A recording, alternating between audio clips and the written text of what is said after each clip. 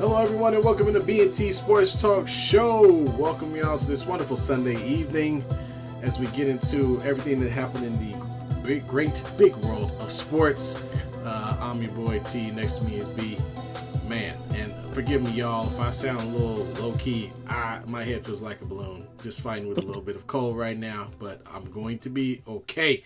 But that does mean I had a chance to sit down and watch all the games. So we definitely are going to get into the NFL and all the folks who clinched today and those who are on the verge of some great games. Well, let's talk a little bit about the NBA and a certain conversation that's happening about the best team in the league currently in comparison to another great team from some years back. So we'll definitely talk about that.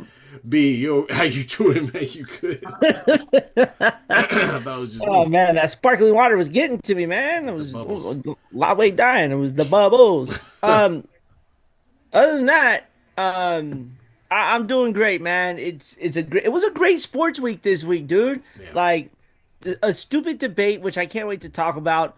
A certain YouTuber getting his face rearranged. That was beautiful to watch. Literally, yeah. And some great football on top of that. So really can't be mad about that. It's the final week of Christmas. Did you get all your Christmas shopping done? Yeah, for the most part. We have a few odds and ends that I'm going to have to take care of over the next couple days, but the major stuff's out the way at least. That's good because I got to go to the mall tomorrow, so that's going to be. Oh, well, that's going to be tomorrow fun. Monday. Tomorrow Monday shouldn't be too bad. You know what I'm saying? It might be rough, but if you can get out of bed early enough, you'll be all right. It's my day off. I ain't getting out of bed early. You kidding me, man? That's the one only kind of pleasures of being single. I'm gonna wake up. Man. I'm gonna wake up when I wake up. I'm the opposite, man. I'm an old man. I'm trying to beat everybody there, so I don't have to look at them, talk to them. Nothing. I woke up at 8:30 this morning. I said, "Oh, football's not on. I'm going right back to bed. I'll wake up when it gets on." I hear that, man. Well, and then I went to go watch the SpongeBob movie with my dad. Took him out yesterday to go watch the SpongeBob movie. There you go. How was that? Yeah, I mean, with SpongeBob. Yeah, I guess you're right. It was interesting. Yeah, it's kind of fun. Well, that's cool, man. My son asked me about seeing it, so at some point guess I can. They're gonna be out of school for 2 weeks, so at some point we'll have to make it over there. There's some dry humor in there. There's some adult humor in there. They did a nice little mixture for adults and adults. Okay, all right. And kids and adults. I don't know what the fuck I'm talking about. There you go, folks. Take it from us. Go see the SpongeBob movie. Hey, if SpongeBob wants to sponsor us, let us know. No, we don't need all that. We don't need all that. We'll bring them on. Time to talk about sports. Anyway, let's jump into the NFL. Obviously, we're down the stretch here. We only got a couple more weeks to go before we get into the playoffs, and this is the part of the season. Oh man, excuse me. That we kind of talked about a couple of weeks ago, where all these teams will be playing against one another for the opportunity to take these divisions. And boy, did we get a lot of those games. I'm telling you. Before we get into the ones from Sunday, I got to talk about the Rams game. I was actually on a plane, so I didn't get a chance to catch all of it, but I did see the ending. The Rams and Seahawks went into overtime. Seahawks made a huge push in the fourth, man, to get in this thing, and let their nuts hang and went for two because you can't have a tie, right? This is for the division league, and they got it done, man. I'll wait for you. They got it done, man. They got it done. So. So kudos to a team, dude, that I'll be honest with you, I did not see the Seahawks leading this division. They have an opportunity to win out and take this thing at 12-3. Sam Darnold, this guy, people hating on him, but all he's done is win. Right? Yep. I mean, ever since he left being the backup with the 49ers. Remember? I mean, he was backing up with the Niners. They sent him over to the Vikings. When he was with the Vikings had the best record in the NFL at one point. And then he goes over to the Seahawks after Geno Smith, leaves to play for the Raiders for whatever reason. And he just picks up where he left off, man. His stats don't blow off the page, but he's getting it done. Smith Jajiba, who was kind of like your tweener the last couple of years, where he was more their slot receiver. He's A1 now. He's the number one target after DK Metcalf is left the building. And they have one of the better balanced offenses that you'll find.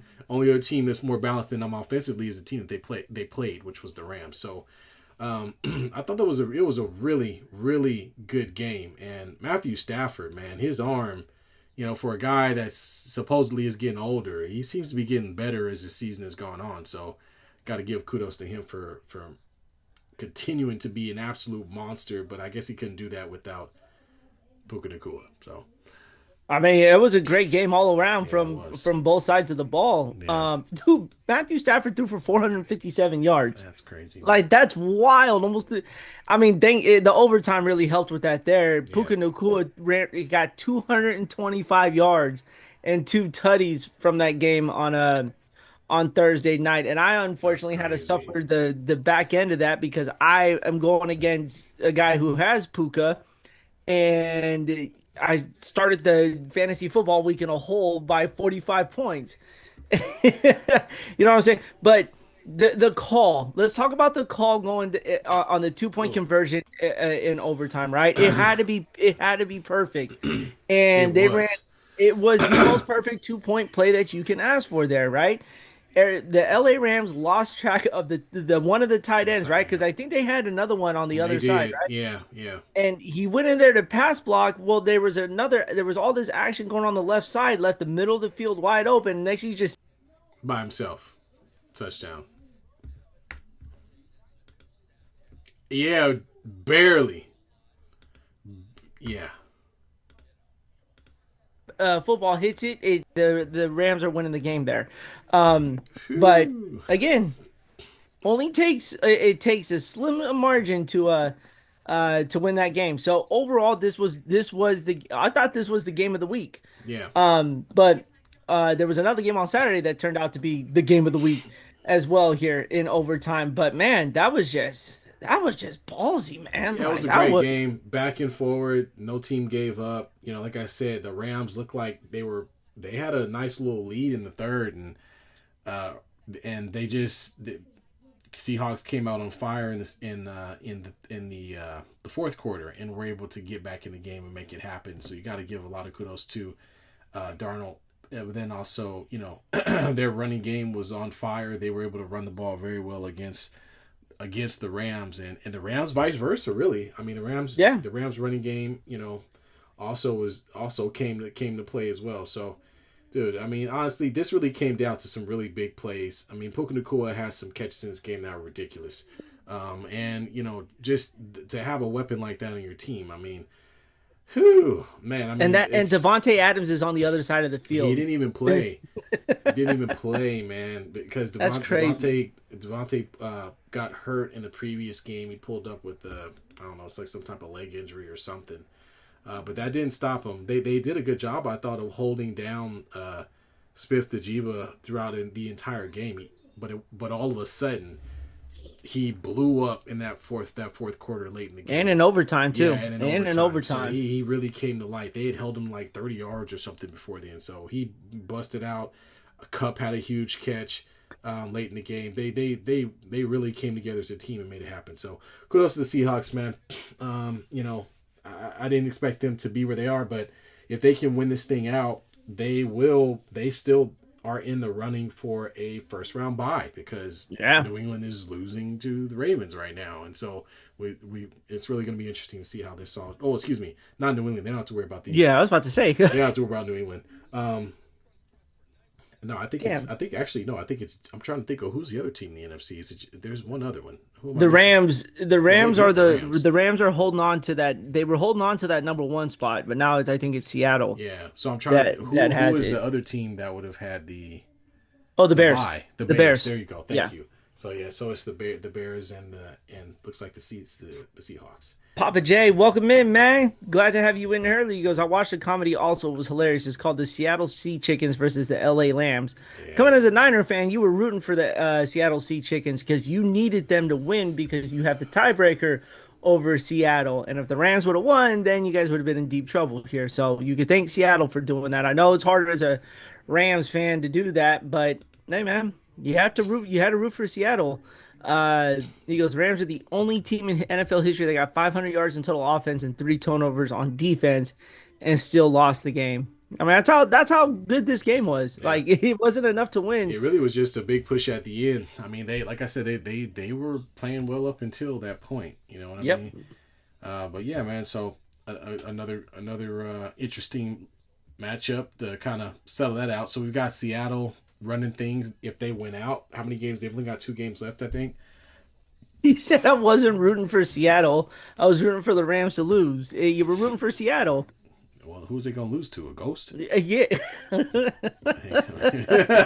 All right, Papa J. Look, you got enough going on He's already, trying. man. You're a Niner fan. You're a Dodger fan. He's Like, trying. He's I get it. trying. I get it. It's hard to root for teams like that. I get it there. But yeah, no, man. I think I at this point, I think Seattle is well on their way. They have a great home field crowd, great home field advantage. Their fans travel. You know, they're one of the few. Not very many people's fans travel, but the Steelers, the Seahawks, their fans travel and travel well. So they Hey, Niner fans, Niner fans do travel too. Niner fans travel if they're playing against a team that's on the West Coast. Niner, you do not see. Man, they're everywhere, bro. Yeah, okay. But did you see the Rams Stadium? Did you see how many Seahawks fans were there? There was a lot, man. There was a lot.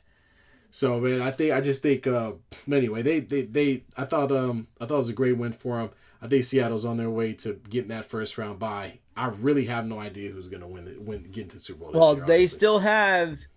still have a game with the Niners at the end of the year. That's the Week 18 matchup there. So that could determine one, the division, and two, could determine the home field advantage throughout the playoffs. Yeah. It would likely push the 49ers out of the playoffs as well, depending upon how the No, they've clinched a playoff berth. They're already in. The 49ers clinched his playoff berth? Yep. How? 3 teams out of the NFC West are going to the playoffs. Oh. It's crazy, man. Absolutely crazy. Yeah. And then the Niners still have a matchup with the Bears as well. Yeah. So if the Niners win out up until that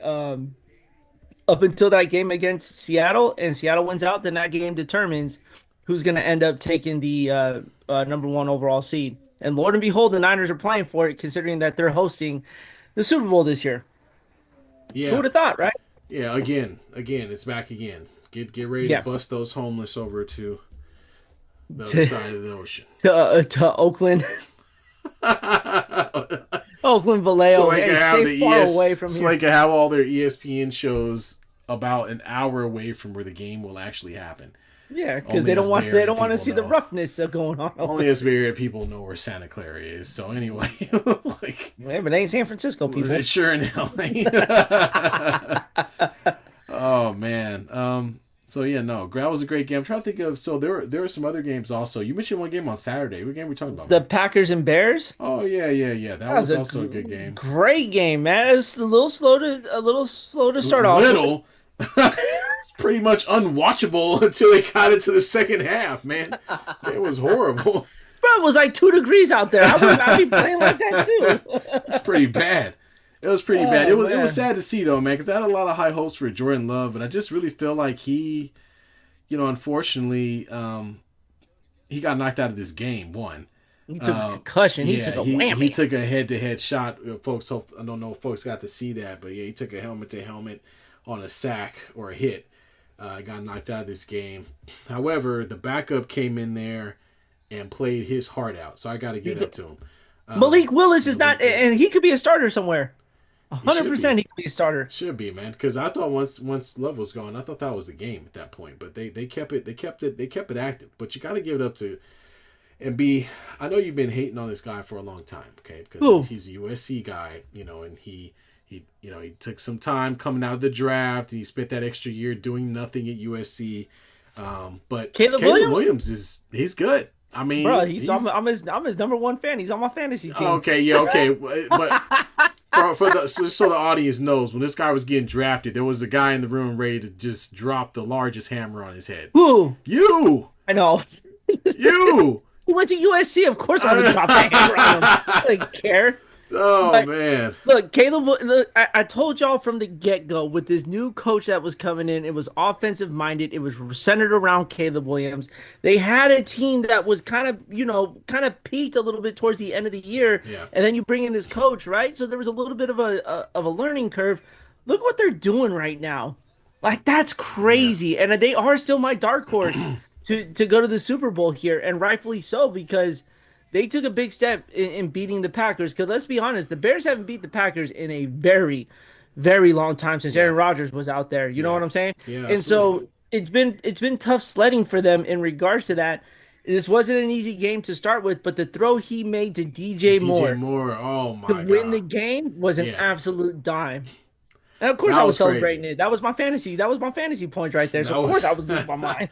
that was crazy, but man, the talent wise, yeah. I mean, you got to really give this kid some credit. He took a little bit of smack, took a lot coming in because he spent that extra year at USC and barely played, and so there was, it's a little bit of speculation around it. But he came in as a top pick, and now he's really kind of solidifying what he is capable of doing this early in his career. So kudos to Caleb Williams, man. I think he's on his way to being a great quarterback. This team we kind of already knew was fairly good defensively, but now that they can put the ball in the air and they have a two-headed running back monster and Swift and Monangai, they've been active. You know what I mean? Yeah, And they so have. now that they're capable of playing defense, running the ball, and making those one or two big plays, like B said, they're a team that's a dark horse because they can do it all. They can run, they can defend.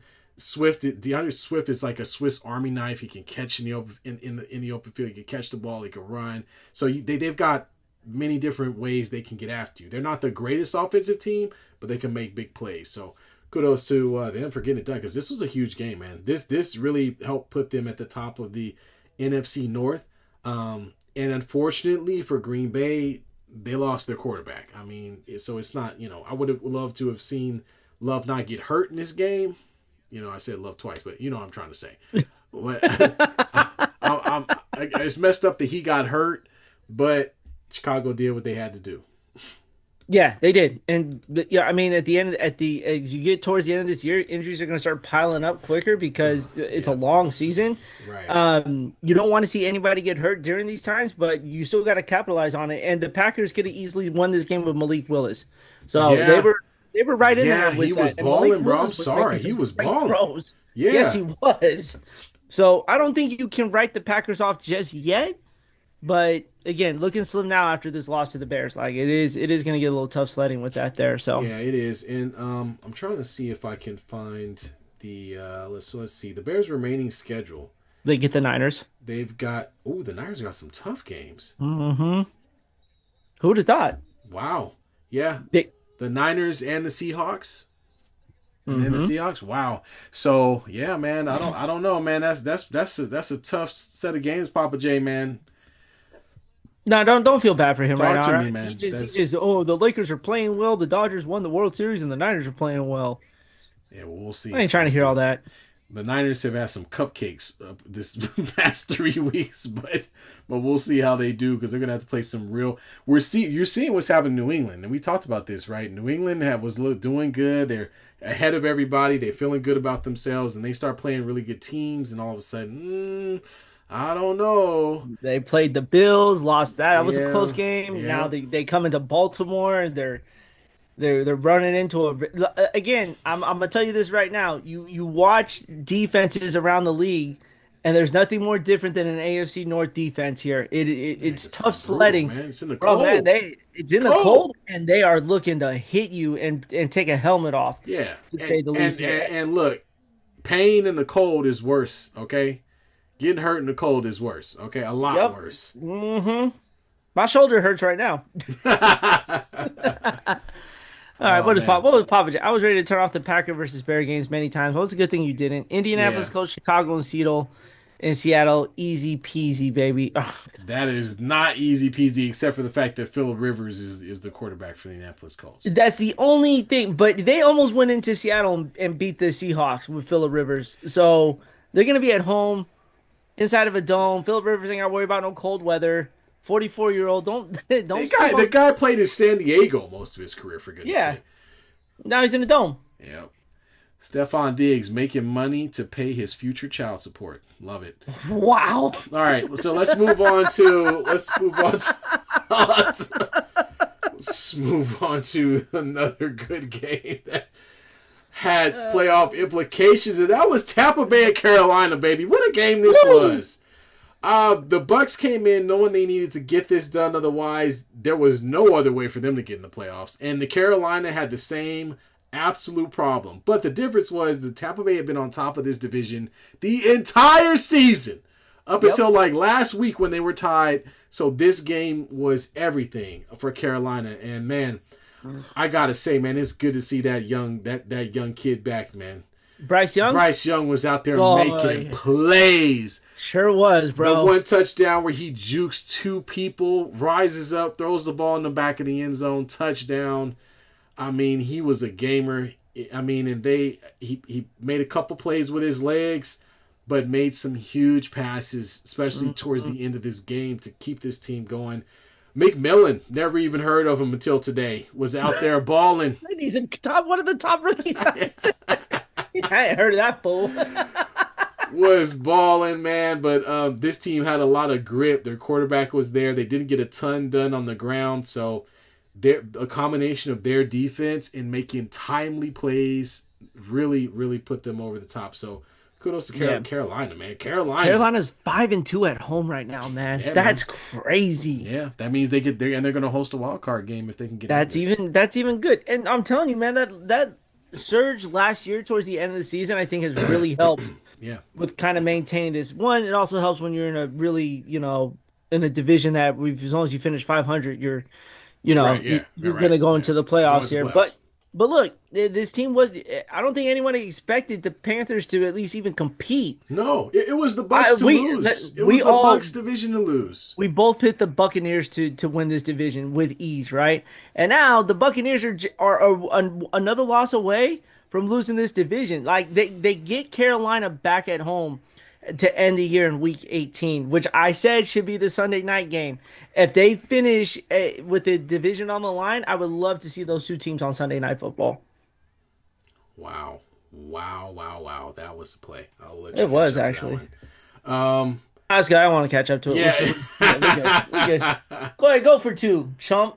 Yeah. That's all that matters. So, I don't care. I'm winning my fantasy football matchup. As long as it's not Trayvon Henderson, then we're good. They can do whatever the hell they want on this field. There you go.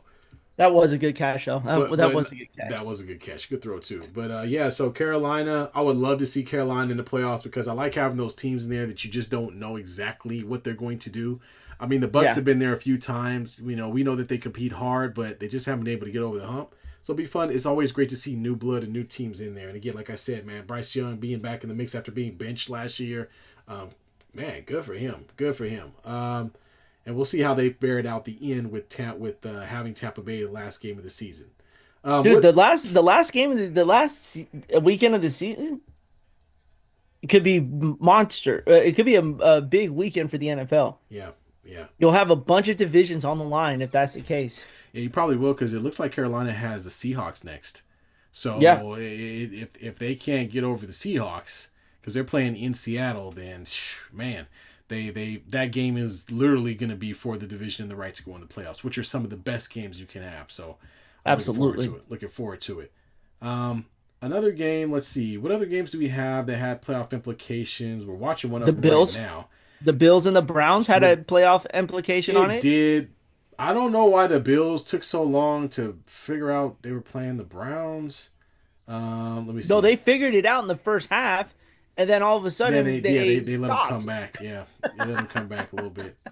Why can't I find the score here? Was the game? It was 20. Bad? It was 23-20. 23. Thank you. So they made this game close. So I'm waiting for B to talk about how it was great to see Shedeur Sanders step up and play as a starting quarterback against a good quality team.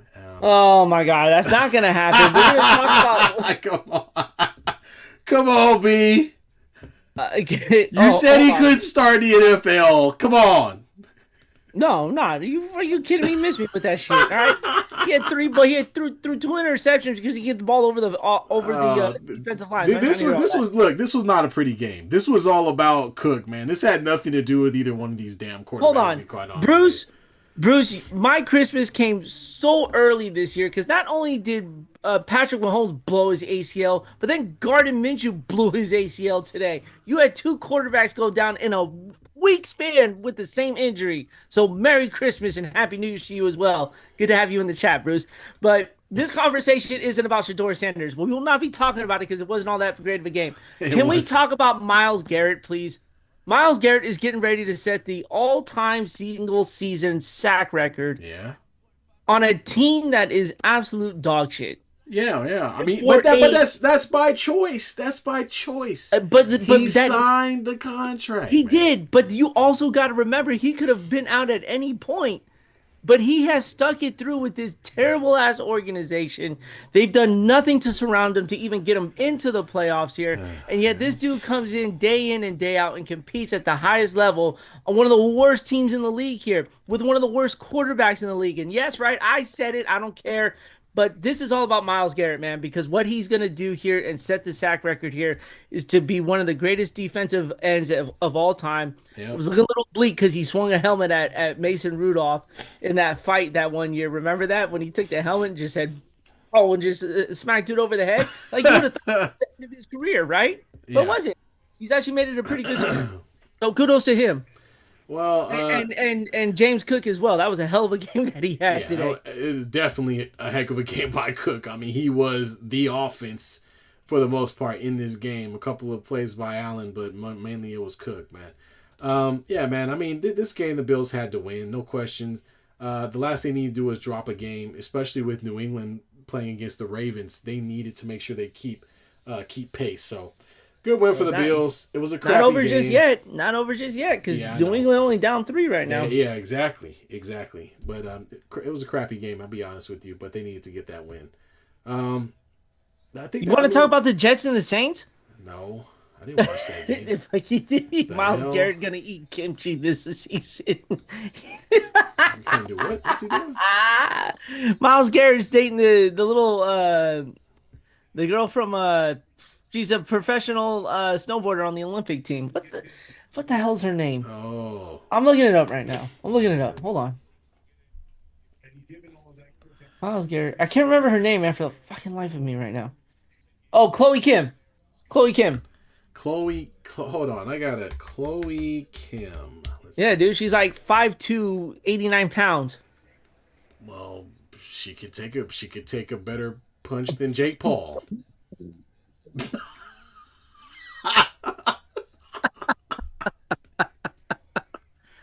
She's man.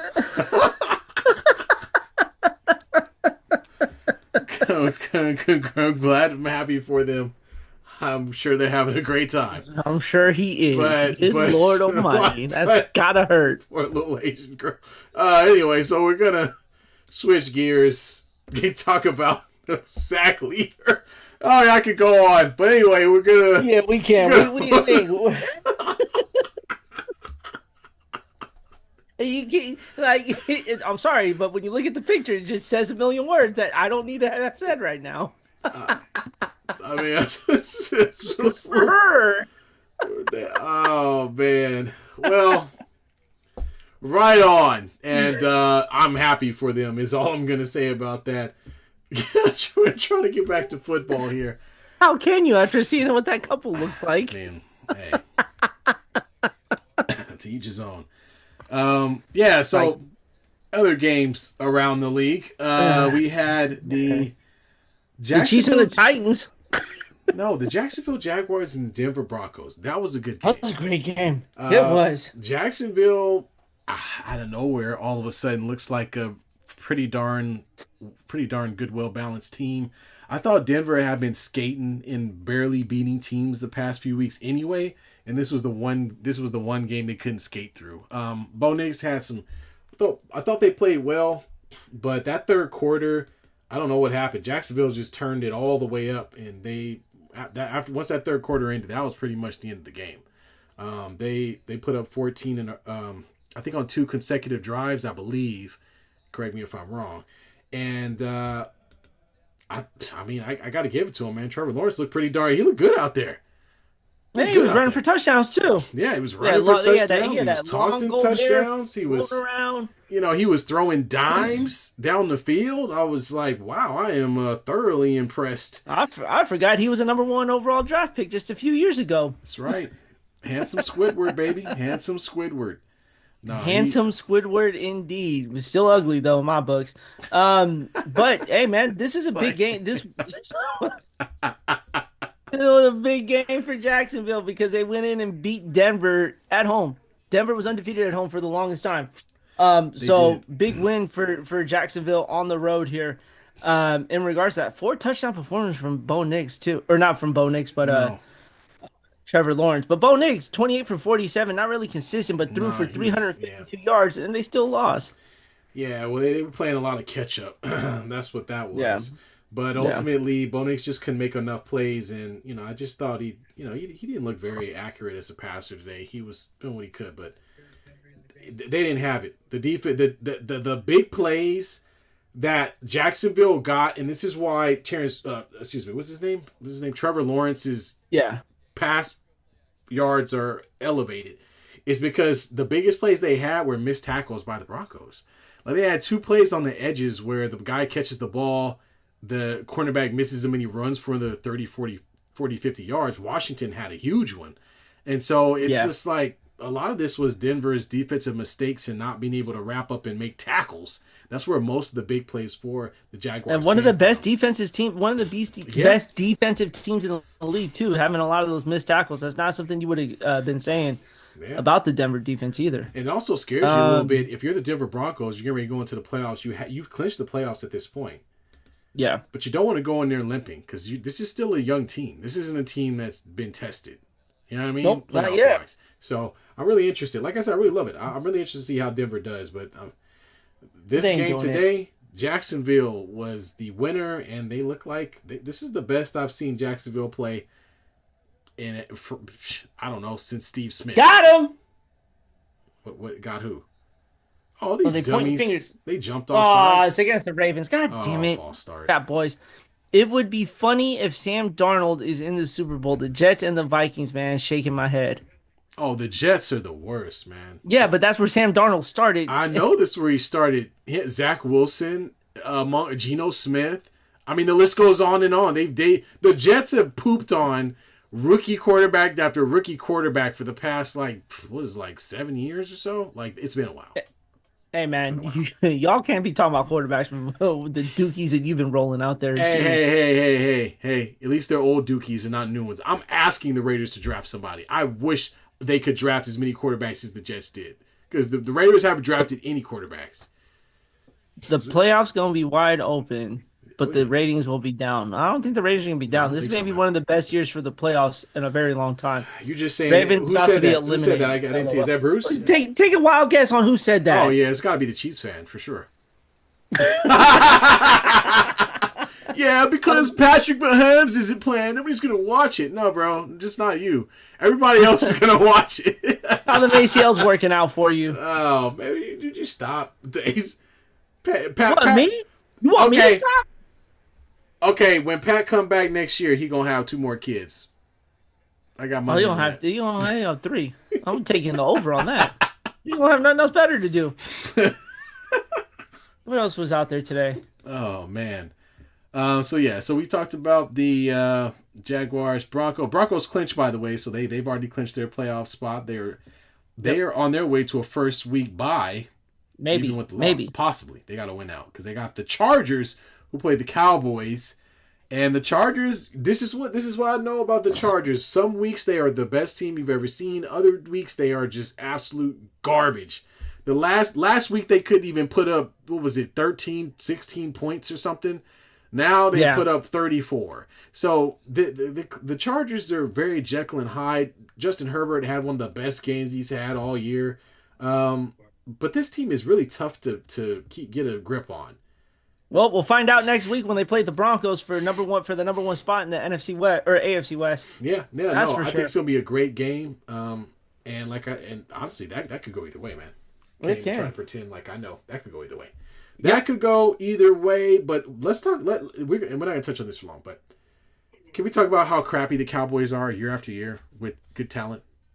Like they do this. They've been doing this for a long time now. I mean, are we shocked about it though? No, we're not because they do it every year. They have the best talent on their team, and they lose every single year. Dak Prescott is not a bad quarterback. We could talk mess about him, but he's not a bad quarterback. No, CeeDee Lamb, Pickens came in, has been a huge pickup for the Cowboys. Williams didn't do nothing today. No, he didn't do anything today.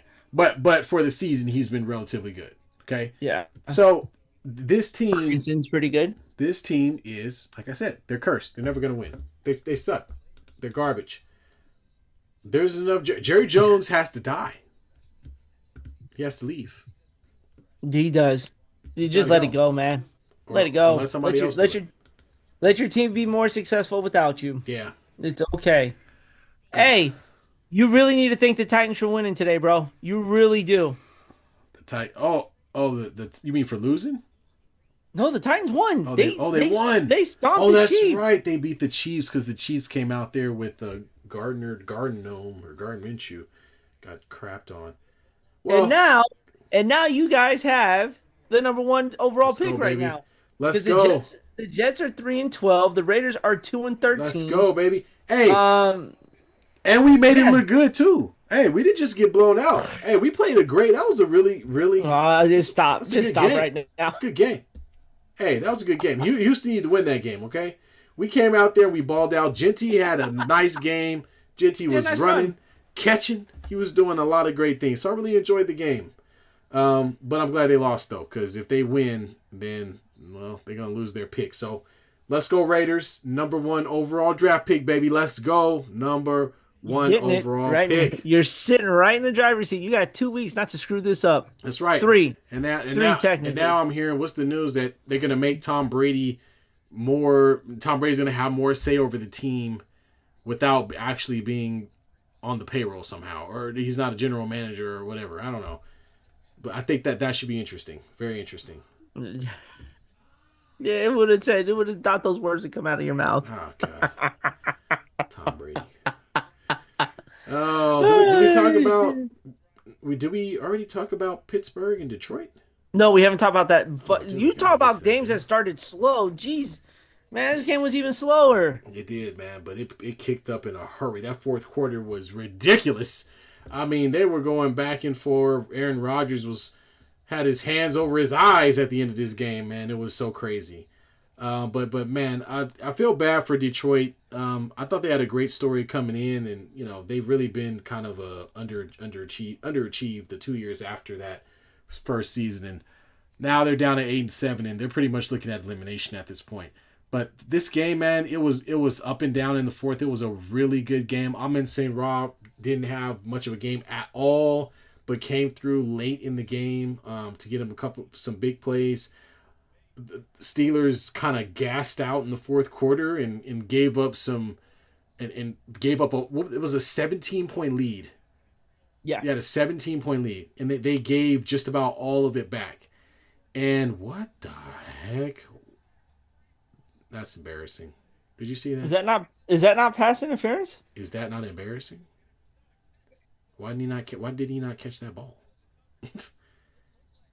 Why is everyone just laying on the ground too? Oh, let me see this. Oh, he's hugging him. Looks like a prom picture. I mean, he's got his hand, but he still should have caught the ball. I mean, how did he not catch that ball twice? He dropped it 3 times. You sure he's not concussed? Watch his hands. Yeah, you're right. Watch his hands. Yeah, you're right. He might be concussed because did his head hit the turf? Look at his hands go to a Tonga Vailoa. Yeah, you're right. You're right. Oh, bam! Yeah, let's see. Boom. Yeah. At least his head hit the turf. Yeah, he's homeboy concussed. His head hit the turf. Yeah, you're right. Bam! Boom. Watch the fingers and West Side. Yep. Sorry, I should make fun of the situation. I'm sorry.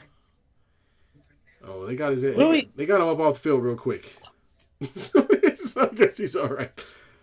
Yeah, they're like, you keep your helmet on. Just hey, walk come on, let's go. Hey, and that's why you need to watch that movie I was telling you about. You should watch him, man. Which one? Him. Him? Yeah. Okay. But yeah, man.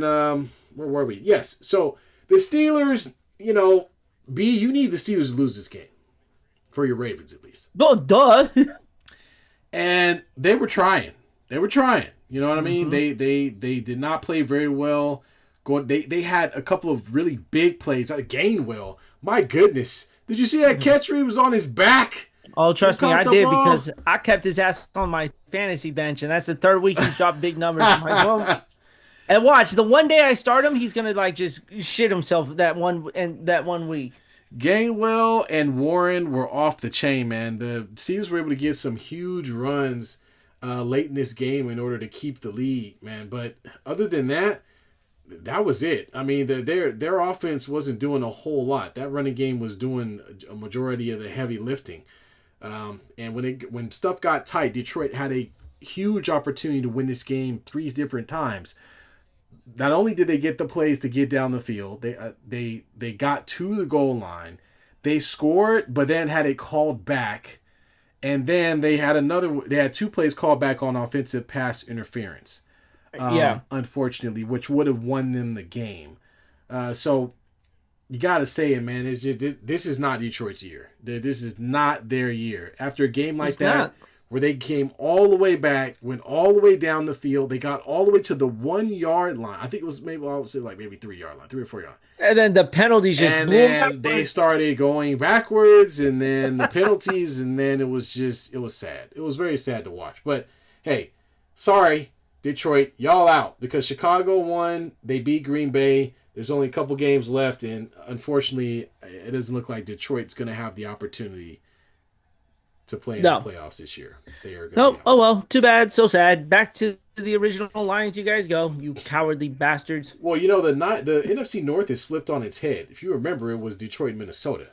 Remember, it was Detroit, Minnesota, Green Bay, and then now it's Green Bay and Chicago. Right, Detroit, Minnesota at the bottom. So. Interesting to see. Now, what about the Steelers, though? Let's talk about the Steelers. The Steelers have they're 9-6. They have a 1-game lead over Baltimore. Is there a head-to-head? Doesn't Pittsburgh have Pittsburgh has the head-to-head? They have the half-game advantage right now, but they do play each other at the end of the year. Okay, got you. But the Ravens need to win out to even have a chance. To even have a chance. Got you. But the Steelers are doing enough not to win games. Like, you know what the really frustrating part is? The Steelers aren't blowing the doors off. They're finding the most ugliest ways to win these games, and they're winning them. And there's a little luck on their side, in regards to that. At the same time, though, this is a Mike Tomlin team that just don't quit, and I really hate that about it. Yeah. And what kills me the most is like, when Pittsburgh fans were calling for Mike Tomlin to get fired, you lose Mike Tomlin, you're never seeing the playoffs ever again. Well, they got to start fresh for sure. Uh-oh. There we go. Boy. Well, there's the Ravens team. Uh-oh, your boy's back. Oh boy, let's go ahead, Bruce. Lay it on. Pat's driving. Thank you for the reminder. Appreciate you. Yeah, Stevenson. Oh. Crap. Sorry, man. I don't care. My fantasy team's going to the championship game. It don't matter. That's right. Are they really yelling MVP? Yeah, man. For who? I don't know. Stevenson, the Ramondre Stevenson, the backup. Better not be for Drake, man. He ain't done dog. Oh my God, I have a 1-point lead now. I'm going in. Well, it doesn't matter because I got Brock Purdy tomorrow. So I'm still looking pretty good tomorrow. Butts are getting tight. Trust me, it's holding in that poop right now. Don't want to sneak out. Butts are getting tight. You got a 1-point lead. Yeah, literally a 1-point lead right now. But everybody's played already on the other side. Yeah, and Henderson's out. Yeah. So I got Purdy, Well, good for you. I mean, some crazier things have happened in fantasy, so I don't want to celebrate just yet here. Yeah, what's funny is you're gonna have to root for Brock Purdy. No, it'd be easy. I'll just sit there and watch the game. Okay, right. Yeah, I might not be screaming them for him, but I'll be watching them. Oh Welcome to man. Cancun. I'm sure you meant to say Cancun. We're not there just yet, Bruce. There's still 2 minutes left, so we can still make it out of Cancun. But if we lose, yes, I will see you in Cancun. Bring the sunblock, bro. Oh man. Is that it for the NFL? Um. That's pretty much it. I Yeah, don't think that's there's. it. Philly beat Washington. Nobody care. The fight in that game was pretty good though. Yeah, That lineman for the Eagles got jumped. slapped. Yeah, they. He I'm got telling slapped, and they had six commanders all over him, jumping you. his Hey, man, ass. it's the end of the season, man. Might as well get off some punches at the end of the season. You know what I'm saying? Hey man, I mean, if you had that kind of fight to start the season, you'd probably be in a better position. Probably. Come on, lost 11 games when leading by 7+ points in the fourth quarter. Oh, shocking development there. All right. Let's see. So let's jump into this conversation about let's talk about the Jake Paul thing first, and we'll get to the Warriors because let's end with the Warriors. Okay. So I feel like the Warriors is like that's where we're gonna get a lot of our discussion. So Jake Paul's a bitch. if you didn't watch, y'all apparently there was a fight. Everybody, of course, has been seeing these Jake Paul fights that have been on Netflix, where he's fought anywhere from old NBA players to washed up athletes in UFC to a 60-year-old Mike Tyson. Anybody except what he fought this time. For some strange reason, he decided to sign up for a boxing match against a former heavyweight champion. And when I say former, I don't mean like Mike Tyson former, like 65, 50, Evander Holyfield. I mean like dude is in his early 30s, if that, right? 6'5", 250 pounds. And I'm not talking them fat dudes either. I'm talking my man looks like straight out of a video game. Like he's like dude is chiseled. He's cut. He's Mike Tyson's final boss. And right. Put it like that. For some reason, this dude wants to get in the ring with this guy, and I gotta tell you, it was hilarious. Your boy was running. He was jumping around. He spent more time on his knees than Cassie. Okay, I mean, did you see the fight? First of all, why'd you go that? Did you see the fight? I did. Jake Paul was running for his life, man. He was absolutely running for his life. He knew he did not stand a chance. And you know when it probably scared him the most? It's during the press conference when Anthony Joshua said, "My job is to kill you. My job is to walk out of this ring, and I'm going to do my job." If somebody, oh shit, oh god damn it! Well, Jesus, all right. man. Well, that'll put an end to it. Hey, Bruce. Ravens fumble, and I get my first. I'm gonna get my ticket straight to Cancun, my man. I'll see you in Cancun next weekend. Holy shnikes, man! I mean, they still have 3 timeouts. Yeah, that was. But I'm not trying to hold any hope right now. That was rough. In any case, Anthony Joshua is a bona fide heavyweight champion. Now, don't forget though, the fight that Jake Paul was supposed to have was supposed to be against, I think, Tank Davis. Yes, who was considerably smaller than him. So Gervonta Davis is like Gervonta Davis fights at was he like at 100 and 130? Yeah. So and Jake Paul is a 200-pound guy. He's a heavyweight or middleweight, cruiserweight, whatever you want to call it. He's at that 200-pound, right? And dude, the fact that he would take on this fight was ridiculous. And there were some idiots out there who actually thought that this guy had a chance. That Jake Paul had a chance fighting against a boxer who wasn't a real boxer who wasn't 1,000 years old. Can we please stop disrespecting the sport of boxing like this? Please. These guys are good at what they do, man. I know everybody want to get behind the internet thing, but this dude is trolling and picking his opponents. All right? And he's giving them a ton of money. I'll give him credit for that. He's getting people paid. But he could have died, y'all. But he could have died. I want y'all to understand this fight. Anthony Joshua did not throw any real punches until the 5th round. Okay? They must have had a stipulation in their contract that said, hey, this can't go only 1 round. We have to make it last at least 5 rounds in order for us to both to get paid. And that's what he did. We all know Anthony Joshua could have ended that quicker than power outage in a storm. Absolutely. But after that 5th round came, it was over. It was over. I knew it was over because I was watching it, right? Well, one, he kept falling to his knees and grabbing his butt every time, his ankles every time he got close to him, which was very strange. Dude, he was diving for his legs almost every time. Yeah, I'm like, what are you doing? What the fuck is going on here? Get up. My man hit him with a punch through his guard, where he put his guard up. He hit him through the guard. He didn't even hit him in the face. He just hit the guard. He hit his arm. He tried to knock himself out. And it just... And Jay Paul was like, I was like, okay, this fight's over, man. Oh, my man blocked the punch and got knocked out. That's how bad this was. And he let him feel his real power only twice maybe 3 times in the whole match. Yep, and that one time, he broke his jaw, y'all. That punch, he broke his jaw in two places with that punch. 2 places. Look, I am not giving Jake Paul any credit for taking this fight. I'm not, because it's about time he fought a real boxer and got what he set out to do, right? Yeah. He's fought Nate Robinson, an ex-NBA player, not even a fighter. All right? He fought who else did he fight? Who was the first? Retired UFC or something? Who was the I can't remember his name, but the dude got hella sick, right? Damn near died. What's his name?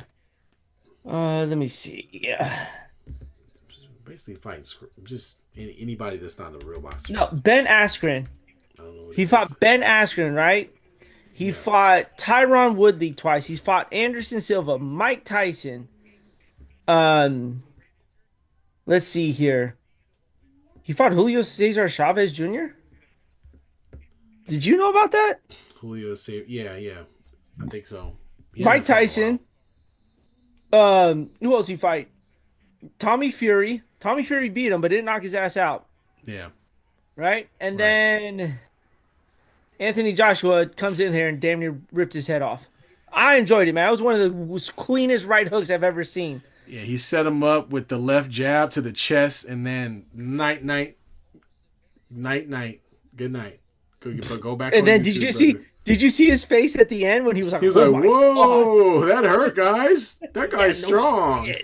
No shit. And then remember he was sticking his tongue out and all that. Yeah, okay, bro. Yeah, just let it go, man. It's like, look, man. Like, I think is he good for boxing? You know what? I'll have to say yes, because Anthony Joshua just got a $90 million paycheck because of this fight. That's crazy. That's crazy, right? So does he do a good job promoting the fight? Unfortunately, yes. Is it because of all the popularity? Yes. But you still need to go through the ranks, all right? Dude, Anthony Joshua just didn't wake up and become a heavyweight, right? He went through amateur-style boxing. The guy fought in the Olympics, right? At least go through the process of becoming a professional fighter. Don't just walk into the ring because you are a YouTube sensation, expect to fight, and then all of a sudden claim yourself as a professional boxer. Like, that's what irritated me the most with this guy. Yeah. The antics or whatever, that's part of this. That's part of it now, because it's a show. But it got people watching boxing, right? Like, we don't talk about boxing as we should be unless it's this dumbass. Yeah, I mean, the last big fight was the Terrence Crawford fight.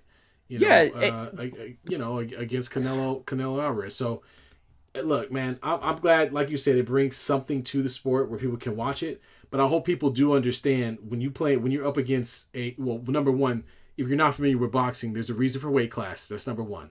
But weight class matters. How big you are matters in a fight. Okay, don't get that twisted. The other thing is, when real professional boxing is a real sport. Nobody off the street can just come in and just start boxing because they feel like it, or they feel like they're invigorated to do it for whatever reason. No, boxing is a for real legitimate sport, people, and you can't just go in there playing at boxing. That's what happened. He went up against a real boxer who'd been doing this his entire life, who was way bigger than he was, and in my opinion, they say it's brave, but I say it's stupid. It's stupid. He could have got like really hurt.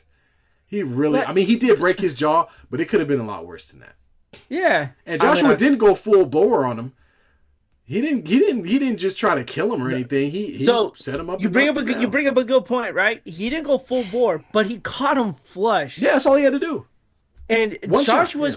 Joshua's power 70% is 100% of Jake Paul's power. Yeah. So imagine he really puts it into his punch, and who knows what happens. We've seen boxers die in the ring Yeah. Yeah.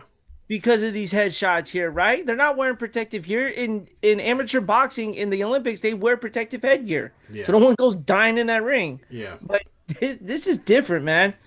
But man, I loved it, man. Yeah, man. Yeah, you brought it to my attention. I forgot about the fight, so I went in and watched it, and I was like, "Oh God, this was beautiful." So long, Jake Paul. Watching that head snap, and then watching, "Oh man, that guy hits me hard." Yeah, dummy. But you know what? He didn't get knocked out. That's a shame, but did get his jaw broken. So No, he got knocked out. not like laying on face down.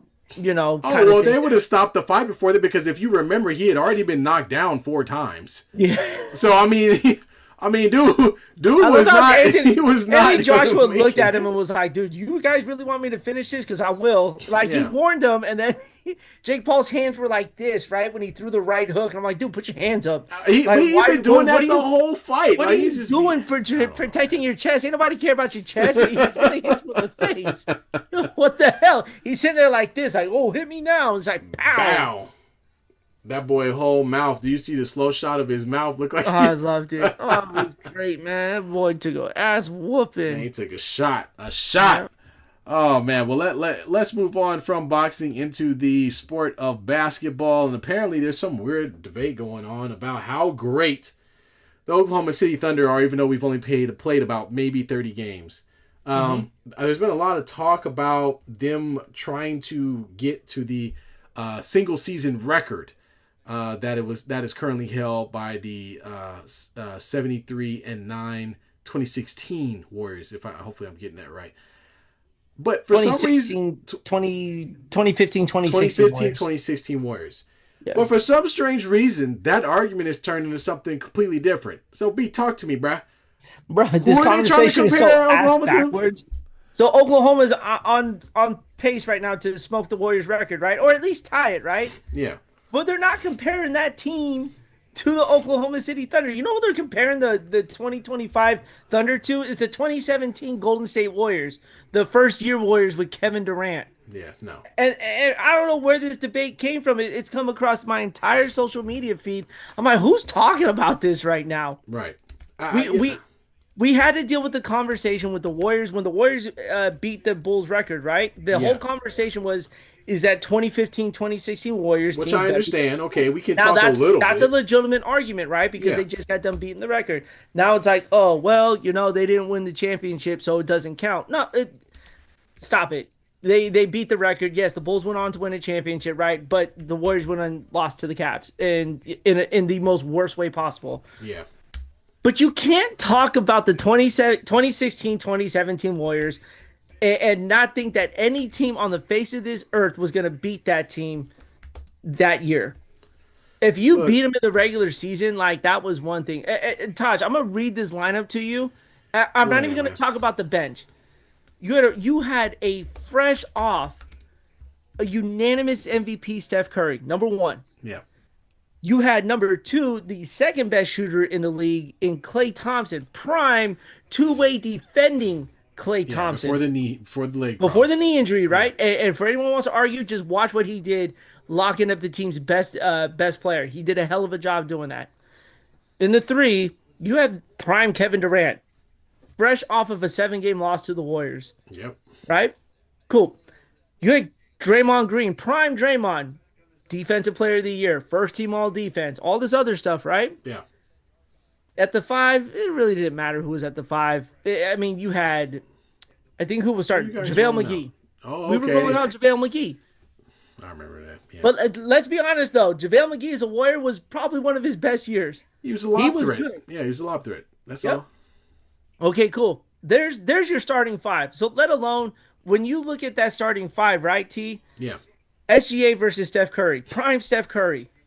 Unanimous MVP Steph Curry. Who you like in that matchup? Well, if we're talking head-to-head scoring points, then I still like Curry. Now, SGA is going to spend a lot more time at the free throw line, so that's where he's going to pick up a good portion of his points.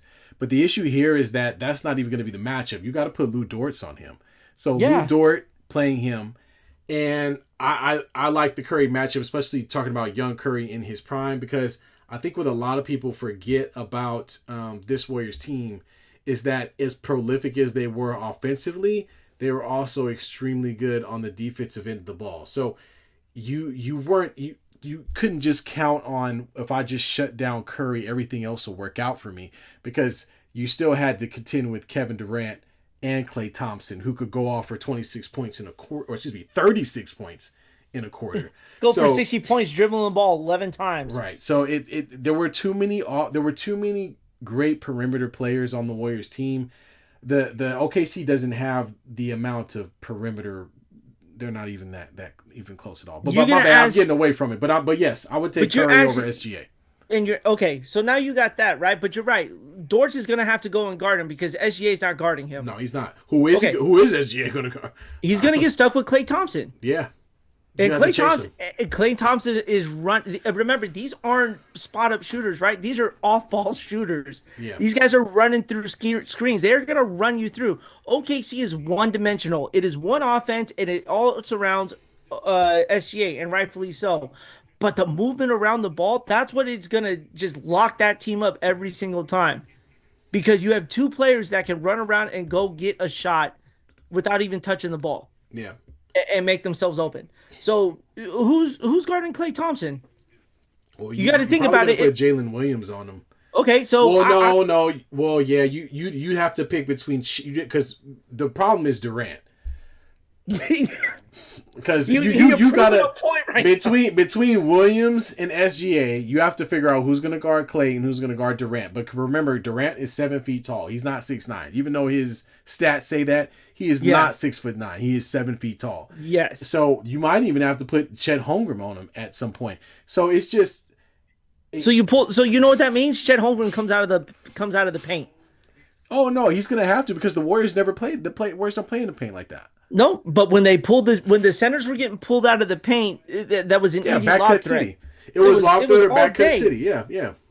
Right, hey, dude. This argument, the first three players in their prime is just enough for the Warriors to get through OKC in a 7-game matchup. Yeah.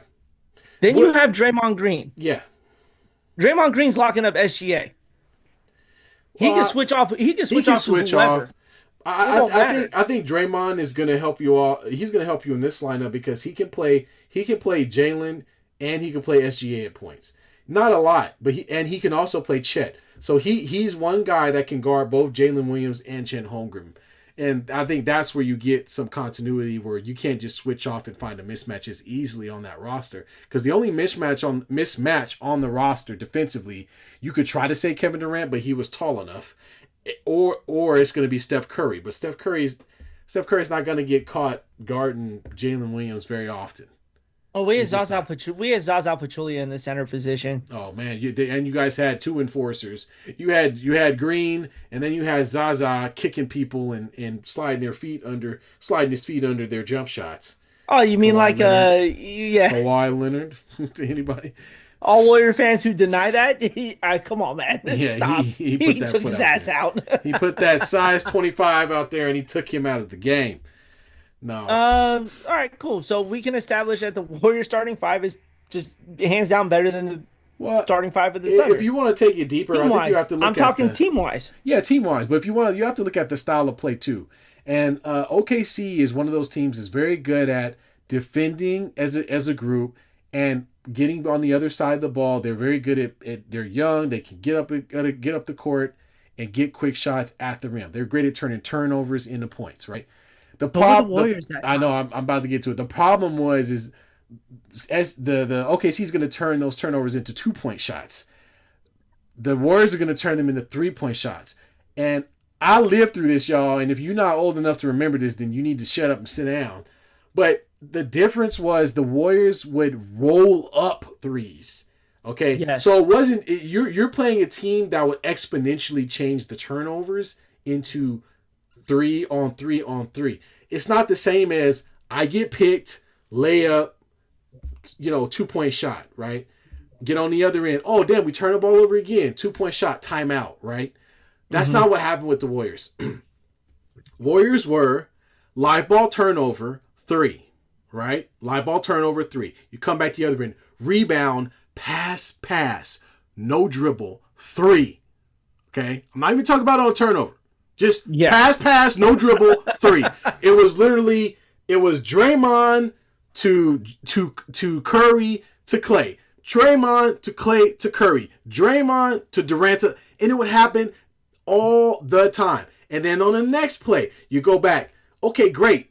You make a shot. You made 2. Too late. They scored 6. Then they come back on the next play their half-court offense, get into their stupid motion offense with that dumb dribble handoff and the moving screen, and then try to knock down 3. And guess what? Let's say you're Jalen Williams or you're SGA, and you're like, oh no, I'm going to run to stop Curry off the dribble handoff. Well, you just made a big fucking mistake, because now the ball's flying right over your head into the corner to Klay Thompson. Splash. And now you're down by 10 points.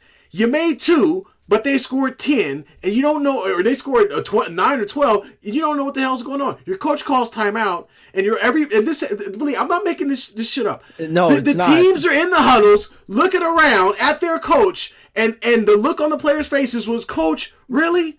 They just hit 4 threes in a row. We're not going to win this. We're not coming back. Your saving grace was the beginning of the fourth quarter, because the Warriors would stop playing for a little while and hopefully you get back in the game. And then, once you got it to 10 and you thought you had a chance, they rolled Kevin Durant's ass out there. And they hand him the ball for 3 straight possessions with 3 minutes left, and the game is over. This is what they did for an entire season. It was horrible. Warriors fans, it was great. But for me, it was terrible. You knew who was winning the championship from the very first game. Seriously. So for any idiot or pundit that's on TV or on TikTok trying to talk about this team, please go back and watch the tape. This team was prolific because they were horrible to play against. They played defense to offense so quickly and shot threes with such precision, with such efficiency, that it didn't matter that you scored 2. It didn't matter that you scored 2 on. You could have scored on 3 straight possessions. It didn't matter, because the other team outscored you by that extra point every single time. You are. I know the pain that you're feeling, because I've never heard you cuss for talking NBA like that before. It was so bad. Boy, that F word was ready to fly out so fast. But that doesn't even bring up the bench part, right? Yeah, right. Andre Iguodala. Yeah, he was your MVP. Yeah, he's guarding. Look, 5'2" guy, man. You could blanket one guy on Oklahoma City, and that offense becomes stagnant. You can't blanket one guy on the Golden State Warriors team without it being a problem. Remember, the Warriors had 2 of the best mid-range shooters of all time playing for their team. Kevin Durant, and the most underrated player to talk about in the mid-range game was Sean Livingston. Absolutely.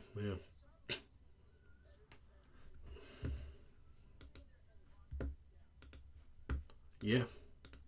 Him, Andre Iguodala, anchoring that second unit. Vets. Yeah, you had good vets. And don't forget, David West was also coming off the bench. David West, that's right.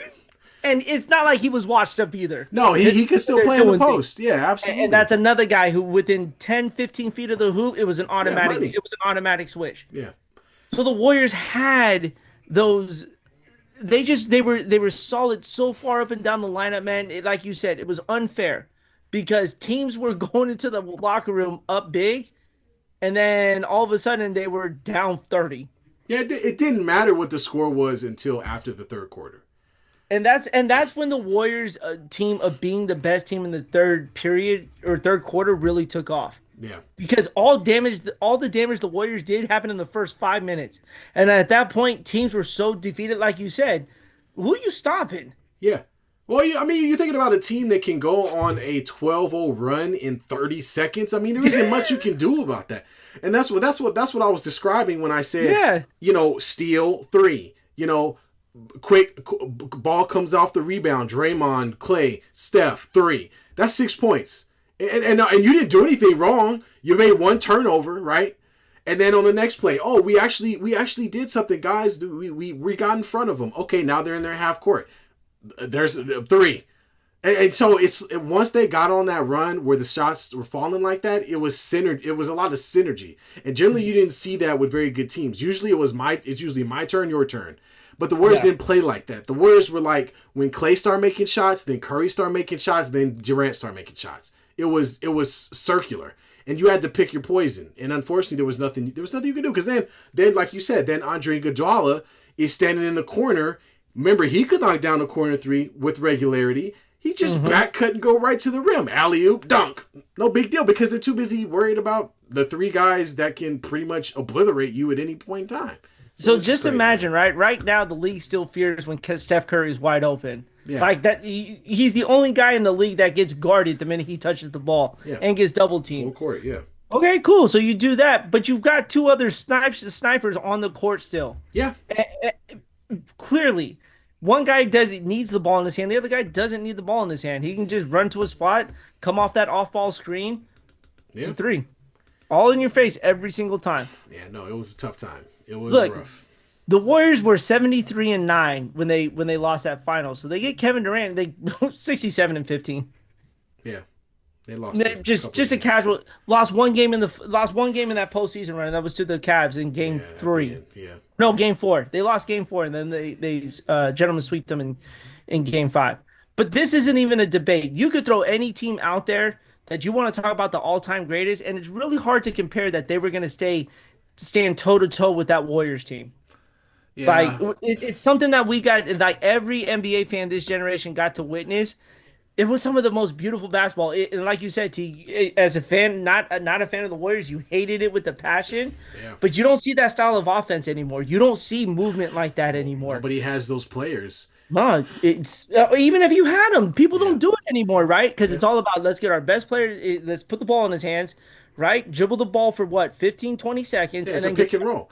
The whole NBA offense is just pick and roll, and the Warriors didn't do that. The Warriors, their offense often started with a center at the top of the key. It started with a center at the free throw line. I mean, they did a lot of different things with dribble handoffs and playing bits and pieces of the San Antonio Spurs offense and the triangle offense. That was more of read and react more than it was we're going to play a set play. And that's what killed everyone. I watched the Lakers play in the triangle offense for a majority of Phil Jackson's tenure there. Yeah. And being able to the read and react offense, having guys not be overloaded on one side of the ball and know when to move based on when the other person's moving, it was a huge deal.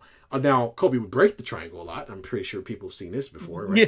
But at the same time, it worked very well. It created great spacing on the court, and it made it so that guys like Derek Fisher and Robert Horry and all these other guys could flourish. So, yeah, man, look, Kerr just took the best of the coaches he played for, combined it with the very best players you'd ever seen, and asked them to believe in the process. You had Steph Curry, who was a willing leader, and off it went. That was it. It was over. It was a done deal, man. Yeah, it was. I can't believe this is even a topic of discussion, man. It should be, man. Whoever brought it up is an idiot.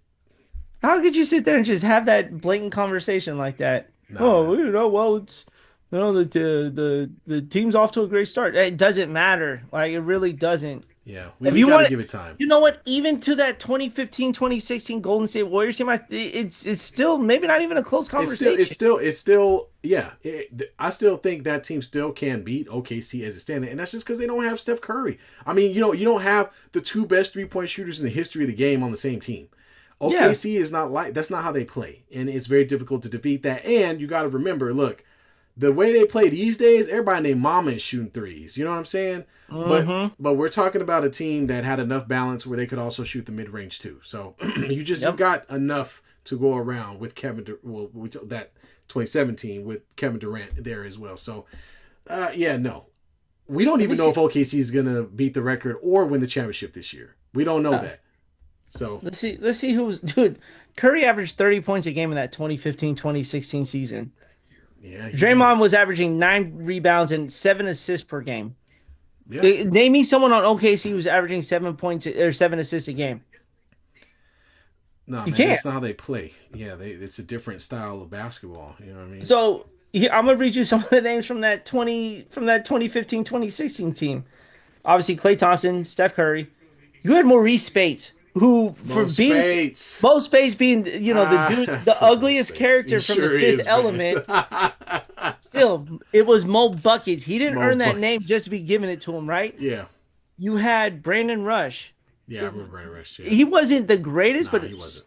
I would He say was a young cat. he's like he was like the Alex Caruso of the team. He was okay, but he was okay on defense. He could get a couple of buckets here and there. Yeah. You still had Sean Livingston. You still had Andre Iguodala. You had Andrew Bogut. You had at the time a prime Harrison Barnes. Yeah, Harrison Barnes that's was a right. sought out He player sure for it did. when I he forgot entered the about league. that. Yeah. And then the Brazilian blur, Mr. Leandro Barbosa. Again, a lot of teams would have killed for these players here. Yeah, to come off your bench. These are not starters. So their backup was Leandro Barbosa at the 1. You had Sean Livingston at the 2. You had Andre Iguodala. Andre Iguodala at the 3. No David West then. No David West then. No David West. Oh, No. they didn't have West. Oh, that's right. They got rid of West. No, So- there was West came the next year, but they had Oh, Anderson, you talking about the West came in the 2017 season. Yeah, Yeah.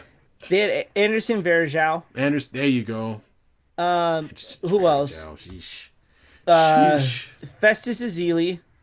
Yeah, he I was, was he didn't gonna- do anything. Yeah, That was pretty much it. that's pretty much it, bro. That's pretty much it. But y'all had enough. Y'all had enough to get it done. And then once Kevin Durant got there, it was just unfair. I don't even think the OKC's getting through the Cavaliers team that was built that year. Well, yeah, I don't know. That team wasn't bad. When Kyrie was healthy, yeah. Yeah, and when Kyrie was healthy, Yeah. oh god, nobody was stopping that team. Yeah, they were pretty good. You had a prime Kyrie, you had a prime LeBron James. Yeah, J.R. You Smith. had a really good Kevin Love. You had a diabolical J.R. Smith. Yeah. Iman Shumpert. Yeah, was the defensive great perimeter assignment. defender. Yeah, Great perimeter defender. yeah. They had Khloe Kardashian, Tristan Thompson. Well, no, was he? No, I don't think He was. there. He was. Young. He was young on that team. They had who's that goofy looking center from overseas? You guys had him. At one point. Yeah. They had Zydrunas Ilgauskas. Yeah, it's Adrunas. Oh no, Timothy Moskoff. Timothy Mozgov. Ooh, even worse. I know. I actually like Zydrunas Ilgauskas. Let's see who else. Matthew Dellavedova.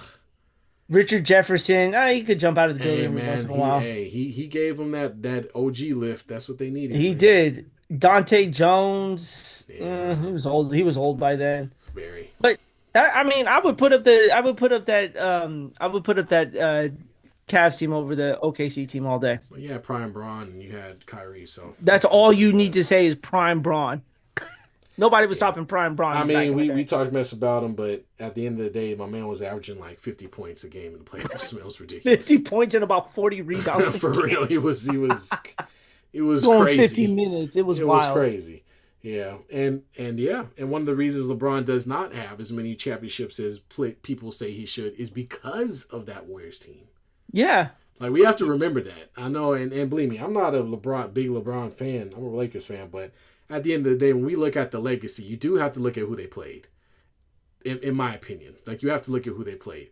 And that team with Kevin Durant, that 3 years or whatever it was. Yeah. LeBron was like, he wasn't gonna get it. It just wasn't gonna happen. It wasn't gonna happen. Nope, not at all. We're the reason why LeBron ain't got more rings than Kobe. Let's put it like that. Pretty much. Because imagine Kobe if that had shit 5. happened. Yep. LeBron's sitting on 4 right now, but he's been in the finals like 9 times. He played the Warriors 4 straight times in the finals, lost 3 of them. Yep. Let's say he wins. He splits those, right? He gets 2 with the Cavs. He gets 1 with the Lakers, and he gets 2 with the Heat. Yep. He'd have 5, but he don't. Nope, he don't. Sorry, too bad. So sad. Man. I think. Well, yeah, I think that's all we got. Chat. I don't see anybody else in the chat. So Bruce, thanks for joining us. Papa J, thanks for joining us as well. We're gonna give into the playoffs. Man, the NFL playoffs are a couple of weeks away, so we're gonna have some good some Saturday good matchups playoff next games. week. So it'll be Saturday and Sunday for pretty much until we get to the championship games. We're gonna have football on Saturday and Sunday going forward. So I'm looking forward to that. And we didn't get a chance to talk about my Lakers suck. They need to make a trade immediately. Well, talk about trades. We need to make one now. Well, thank y'all for joining us. We appreciate y'all. We'll be back next Sunday, 7:30 Pacific time. And y'all, peace, man. Enjoy y'all rest of y'all evening. Late.